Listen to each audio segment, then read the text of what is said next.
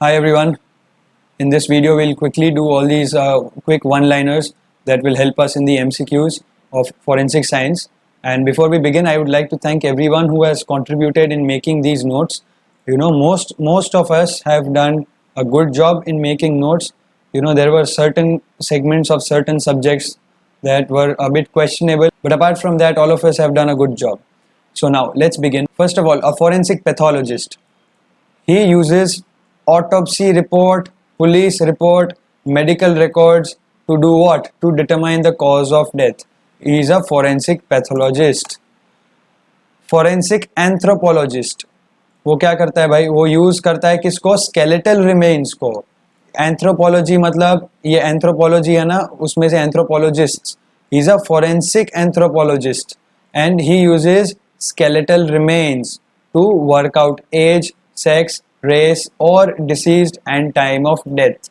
मतलब skeletal remains से लेना देना है तो वो anthropologist है. In general ये सारी चीज़ें हैं तो वो forensic pathologist है. Now who is a forensic odontologist? A forensic odontologist is a forensic dentist. They are called in when bite marks or teeth are found. ठीक है, जब bite marks का हो तब forensic odontologist को बुलाते हैं. फॉरेंसिक एंटोमोलॉजी किसको बोलते हैं? स्टडी ऑफ इंसेक्ट्स को. फॉरेंसिक एंटोमोलॉजी हमें कैसे हेल्प करता है? वो हमें टाइम ऑफ डेथ को डिटरमाइन करने में हेल्प करता है. कैसे?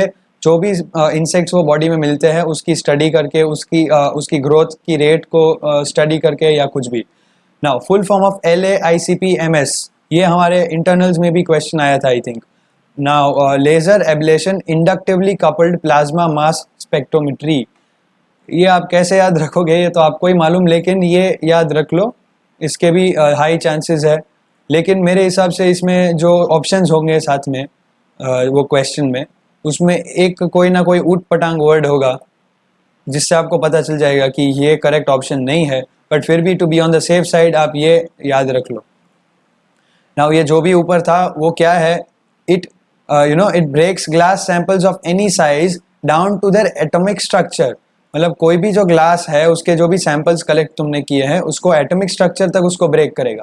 Now what is this ALP, alternative light photography? It is used to see damage even before it is visible on the skin. ये हमने कई बार मूवीज में भी देखा होगा, वो अल्ट्रावायलेट रेज जो डालते हैं बॉडी पे देखने के लिए, तो ये वो है. इसके बाद है ओमनीक्रोम. ओमनीक्रोम एक कैमरा होता है जिसमें blue and orange filters use होते हैं फोटोग्राफी के लिए. ओमनीक्रोम, जहाँ तक कि मुझे लगता है ये ओमनीक्रोम मतलब एक single colour, and that is why these single colour filters are used. Video spectral comparator 2000. It helps one see obscured और हिडन राइटिंग क्वालिटी और ओरिजिन ऑफ राइटिंग. ये वीडियो स्पेक्ट्रल कंपैरेटर है, वो राइटिंग में hidden writing या मतलब obscure writing को detect करने में हमें हेल्प करता है. XFT ये कौन सा डिवाइस है जो एक्सेस हमें देता है to what? And it gives us this accessibility to record hidden files on an Xbox hard drive. अब ये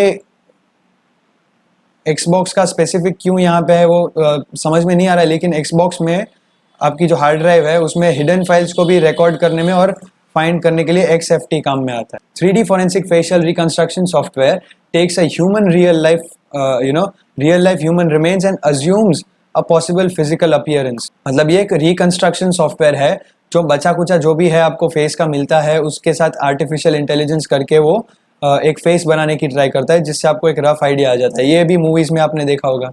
what is DNA profiling? It is a method that is used to identify criminals and victims with traces. ये हो गया hair and skin. कई बार आपने ये भी movie में देखा होगा कि किसी के जूठे ग्लास या स्पून में से उसका DNA निकालते हैं.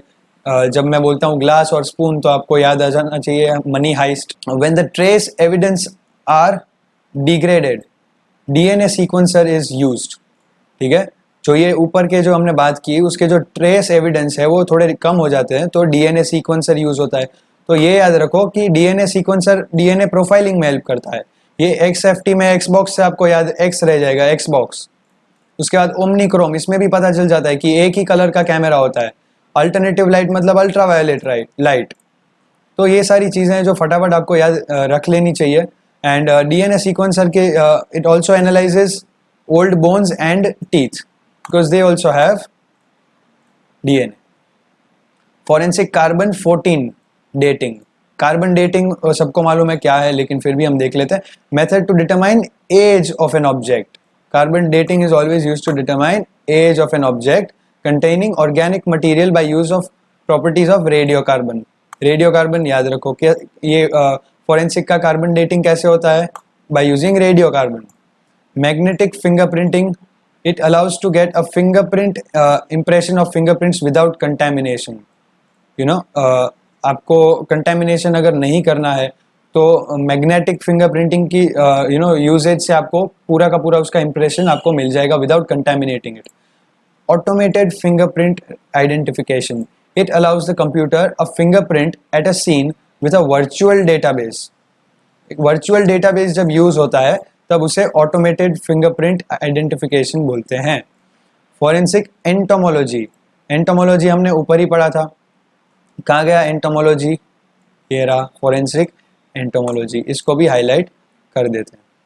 It became a part of western science in 19th century. तब तक ये नहीं था. Now forensic entomology is categorized into urban forensic entomology, standard product forensic entomology and medico legal forensic entomology. Urban forensic entomology में क्या होता है? Pest infestations related to disputes between exterminators and landlords. मतलब ये जिसको बोलते हैं ना लैंडलॉर्ड के और जो यहाँ पे एक्सटर्मिनेटर्स जो आते हैं, मतलब पीसीआई है, पेस्ट कंट्रोल ऑफ इंडिया, जैसे यहाँ पे हमारे पास. तो ये एक्सटर्मिनेटर्स और लैंडलॉर्ड्स के बीच में जब कोई इंसेक्ट को लेके झगड़ा होता है तो ये अर्बन फोरेंसिक एंटोमोलॉजी वाले आते हैं. स्टैंडर्ड प्रोडक्ट है वो कमर्शियल फूड्स के अंदर आता है कि अगर फूड में से ये इंसेक्ट था तो कितनी देर था, कब आया था, कब से यहाँ पे मरा हुआ है, कितनी देर यहाँ पे जिंदा था, जो कुछ भी है तो वो स्टैंडर्ड प्रोडक्ट में वो लोग आते हैं.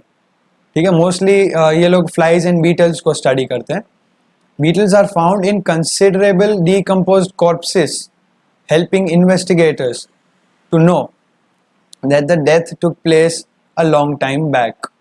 किसी ने अगर रॉबर्ट डाउनी जूनियर वाला शेरलॉक होम्स देखा तो उसमें भी जब वो डेड बॉडी को निकालते तो ये बीटल्स ही आई थिंक निकल रहे हैं उसमें से. ठीक है. अ फॉरेंसिक साइंस लेबोरेटरी वो क्या है? It's divided into chemistry, physics, biology, ballistics. Ballistics मतलब गोली का लेना देना, मतलब बुलेट का.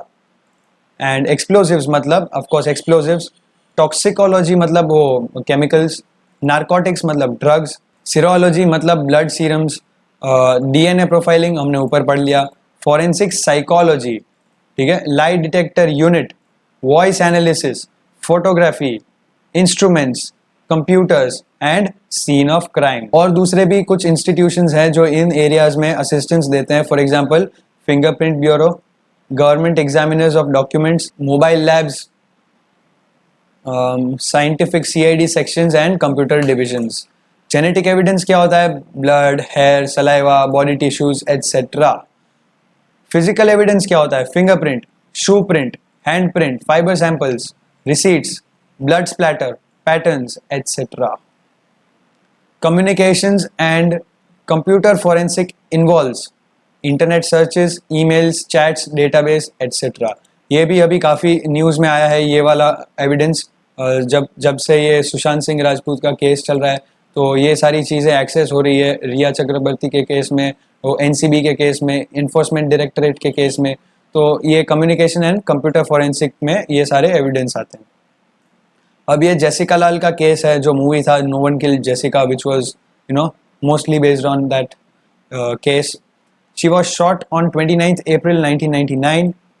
Manu Sharma was acquitted in spite of eyewitnesses. He was convicted after the forensic experts took ballistic and fingerprint test. तो ये याद रखो, ballistic and fingerprint test के बाद उसको convict किया गया था. Forensic pathologists and anthropologists, ये हमने ऊपर दोनों पढ़े थे. Study dead bodies for injuries indicating violence and cause of death. जैसे ये टॉक्सिकोलॉजी का मैंने बोला था, it's presence of alcohol, drugs and poison. Drugs मतलब नारकोटिक्स वाला ड्रग्स नहीं. Dental records were used to identify body of Saddam Hussein's son. Radio isotopes can reveal the time of death of a person in case of burnt remains of the body. Radio isotopes इसमें है और radio carbon carbon dating में, दोनों को confuse मत करना। अब ये डेंटल रिकॉर्ड्स की जब तक बात है तो आई थिंक मैंने कहीं पे पढ़ा था और सुना था that when Hitler committed suicide, काफ़ी टाइम तक स्टालिन ने ये माना नहीं था कि उसका डेथ हो गया है, और फिर बहुत टाइम के बाद जब उसकी डेड बॉडी का डेंटल रिकॉर्ड्स और उसके हिटलर के डेंटल रिकॉर्ड्स जब मैच हुए, तब उसने फाइनली माना कि भाई सच में इसने सुसाइड की है और ये कोई उसका डबल बॉडी डबल नहीं है। Bite marks are present in 8 out of 10 sexual assaults. An X-ray fluorescence scanner, ये नाम से काफ़ी ज़्यादा आपको मीनिंग समझ में आ जाता है। It helps to detect when a suspect has fired a gun, मतलब उसके हाथ पे गन पाउडर के अगर एक्सरे से दिख जाता है फ्लोरेसेंस या जो कुछ भी है। Narco analysis was conducted on Aarushi Talwar's parents after them being the prime suspects on the murder case। ये याद रखो, आरुषि तलवार के पेरेंट्स के ऊपर नार्को एनालिसिस हुआ था। Sir William Herschel was one of the first to advocate the use of fingerprinting in the identification of criminal suspects। Sir William Herschel। Fingerprint evidence was first accepted in an Argentine court in the 1890s and in an English court in 1902। ये years भी आप याद रख लो। As per Article 23 of the Indian Constitution, no person accused of any offence shall be compelled to be a witness against himself। तो ये आपको शायद narco analysis के कंटेक्स्ट में यहाँ पे लिखा है। Article 73 of the Indian Evidence Act gives authority to the court to direct any person, including an accused, to allow his finger impressions to be taken। मतलब accused को भी कोर्ट को बोलने का पावर है कि उसके फिंगरप्रिंट्स वो दे दें। In the state of Bombay versus काठी कल्लू ओगड़ एंड अदर्स, ये केस में क्या हुआ था कि कोर्ट ने ऐसा बोला था कि थंब इम्प्रेशन देना या स्पेसिमेन सिग्नेचर देना या ब्लड या हेयर या सीमेन एट्सेट्रा, वो अगर जो अक्यूज्ड है वो अगर ये सारी चीज़ें अगर देता है तो वो विटनेस अपने खिलाफ विटनेस नहीं बन रहा है, वो खाली वो दे रहा है, वो उसके जो भी उसको स्टेट ने मतलब द प्रोसिक्यूशन ने या जज ने जो भी ऑर्डर किया है, and therefore it means to say that वो इसके वायोलेशन में नहीं है, अपने खिलाफ ही विटनेस बनना इसके वायोलेशन में नहीं है, ऐसा ये जजमेंट में बोला था। Legality of the use of P300 or brain fingerprinting or lie detector test and the use of truth serum or narco analysis was upheld by the court in the case of Ramchandra Reddy and others versus state of Maharashtra. In Selvi and others versus state of Karnataka and others, Supreme Court held that brain mapping and polygraph tests were inconclusive and their compulsory usage in criminal investigation would be unconstitutional। मतलब ये brain mapping और polygraph test है वो दोनों इतने accurate नहीं है और वो इनकंक्लूसिव है, इसलिए हर क्रिमिनल इन्वेस्टिगेशन में वो करना अनकॉन्स्टिट्यूशनल हो जाएगा।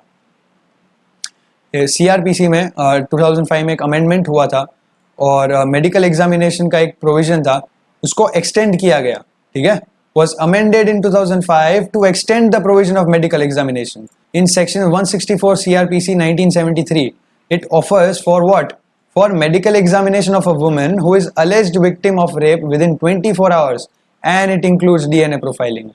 मतलब ये जो सेक्शन है वो बोलता है कि मेडिकल एग्जामिनेशन वुमेन का भी होगा, जो बोलेगी कि जिनके साथ रेप हुआ था उनको भी ये सेक्शन के अंदर 24 आवर्स के अंदर उनका टेस्ट होगा और उनका DNA प्रोफाइलिंग होगा। Section 2H of the Indian Medical Council Act 1956 allows to collect a DNA sample. DNA sample का कलेक्शन किस में है? 2H में है, और 2H Indian Medical Council act का ये सेम सेक्शन नंबर मुझे याद आ रहा है कि section 2H Indian contract act में कॉन्ट्रैक्ट का डेफिनेशन था। Alright, the National Draft Policy on Criminal Justice Reforms has suggested that Indian Evidence Act needs to make scientific evidence admissible as substantive evidence rather than opinion evidence। मतलब इसको conclusive evidence की तरह treat करो, substantive evidence की तरह treat करो और opinion evidence की तरह नहीं। The Malimath committee recommends well-resourced laboratories to be established to handle DNA samples and evidence मतलब लेबोरेटरीज जो है वो वेल रिसोर्स्ड होनी चाहिए. In Nitish Katara murder case only a small portion of one unburnt palm with fingers was available. The detection was done through DNA profiling. In Sushil Mandal versus State, the apex court relied on DNA profiling to detect the body of the victim when he was found after missing for 1 week. तो उसके बाद भी DNA profiling के ऊपर इन्होंने rely किया था. ये अनमोल सिंह के केस में भी डीएनए एविडेंस के ऊपर रिलाई किया था. The word forensic is derived from the Latin word forensis. ये याद रखो भाई, ये एमसीक्यू में फेवरेट होता है ये टीचर्स लोगों का. लैटिन कौन से वर्ड में से आया था? Which means a forum. Roman referred to forum as a public place where judicial proceedings were held.